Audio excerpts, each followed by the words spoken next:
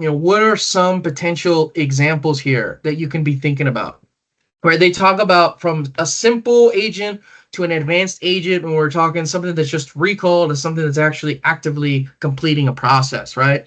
So maybe it's just an IT help desk agent where somebody's got a question, it searches through the information that's got access to, and then it spits out an answer for you. Or maybe it's as complex as a customer support rep, where somebody brings in a question, it can evaluate it, it can understand it, give an answer, send it to the correct resource. A lead gen agent, right? A management agent. There's a lot of different examples here. I just want to give you something to kind of think about.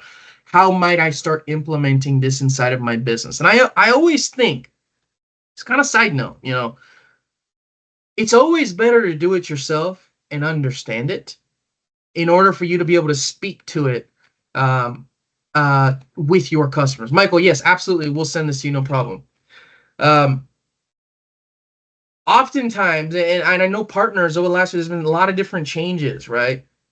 You sometimes need to get your own personal experience. You need to get your own feet wet to really understand the situation that the customer is experiencing to help them answer some of these different questions. I think I would very much encourage everybody that's on the call today.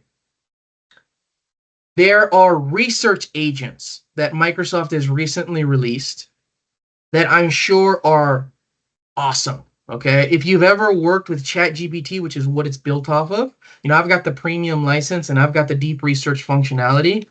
Blows my mind every single time I use it. I mean, the people who need to be worried are the McKinsey consultants, because you give it, these parameters to look for something. It goes ahead and actually does the deep research. And within 20 minutes, you get a report, 20-page report that would have taken somebody, a few days to put together. It's phenomenal stuff. And so I would encourage you guys, go test it out. They've got a lot of these things built out 80% of the way for you guys to go and then customize for your customers. So you take what's built very similar to a Power Automate template or a Power App template. You take it, you customize it, you align it with a specific industry need, and then all of a sudden you're an AI frontier partner, right? That's where we need to get to. So if you go to the next slide real quick, Dave, you'll notice, how do these things really come together? You've got a knowledge base. You've got a logic that you build into that agent. You then have it do specific actions inside of your services or your applications for customers. And then you implement channels for it to be able to communicate with end users.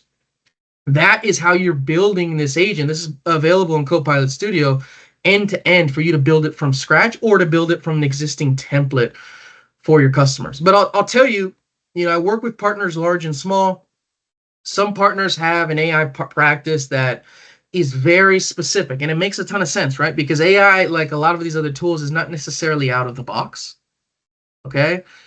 But very importantly, how do you scale something that's not out of the box? If everything that you're doing is custom built, you're going to move a lot slower, right? It doesn't mean you can't have that service available, but I would encourage you guys to think about, how can we build something that solves a very specific niche problem so that I can scale this out to different organizations that have a very similar issue much more quickly, right? If I've got an agent for the legal space that takes a look at existing cases that are very similar to the one I'm working on, it builds a report and streamlines it for me, and I'm basically replacing the work of a paralegal for these different lawyers, all of a sudden, you can customize that a bit towards the end, but the actual problem it's solving is very scalable across the entire legal space.